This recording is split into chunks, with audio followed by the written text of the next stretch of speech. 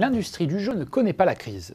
En France comme dans le monde, il n'y a jamais eu autant d'argent misé au casino, au loto ou sur les courses hippiques. Très régulé, le marché du jeu d'argent est un gigantesque pactole que se partagent joueurs, professionnels du jeu et l'État, qui est toujours le grand gagnant sur ce marché. Les sommes en jeu sont colossales. En 2011, plus de 275 milliards d'euros ont été joués dans le monde, un record absolu. Depuis 2006, le marché mondial a progressé de plus de 3% par an en moyenne, et les professionnels du secteur s'attendent à une accélération de la demande à l'horizon 2015, avec un rythme de croissance doublé.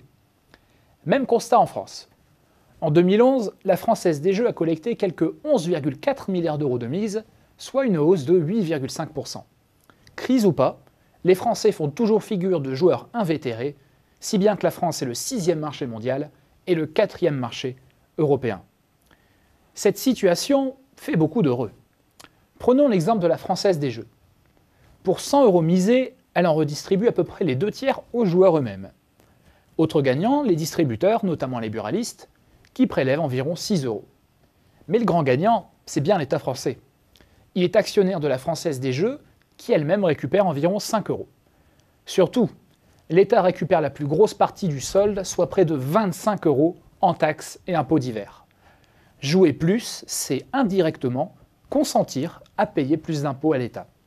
Une bénédiction pour ce dernier en ces temps d'austérité.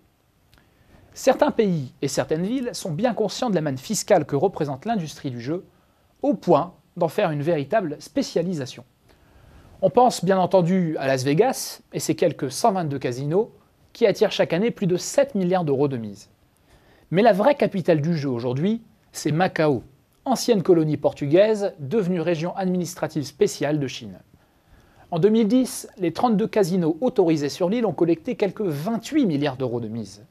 C'est tout simplement 4 fois plus que Las Vegas. La ville attire chaque année des dizaines de millions de Chinois du continent, où les activités de casino sont théoriquement interdites, si bien que l'industrie du jeu représenterait plus de la moitié de l'économie locale.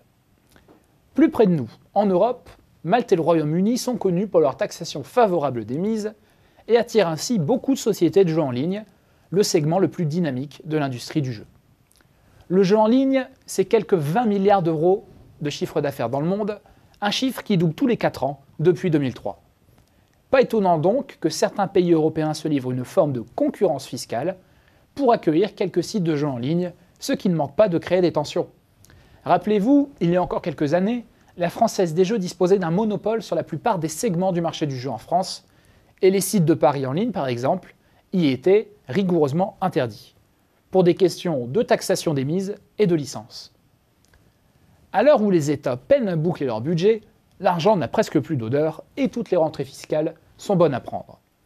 En Espagne, un méga projet de 20 milliards d'euros pour la création du plus grand complexe de casinos d'Europe fait débat, à l'heure où le chômage endémique et la récession frappent le pays de plein fouet. Ce projet serait, selon ses promoteurs, une bouffée d'oxygène pour l'économie espagnole. Mais ce dont l'Espagne paie le prix aujourd'hui, c'est précisément l'effondrement de son modèle économique basé sur le tourisme, la construction immobilière et la spéculation.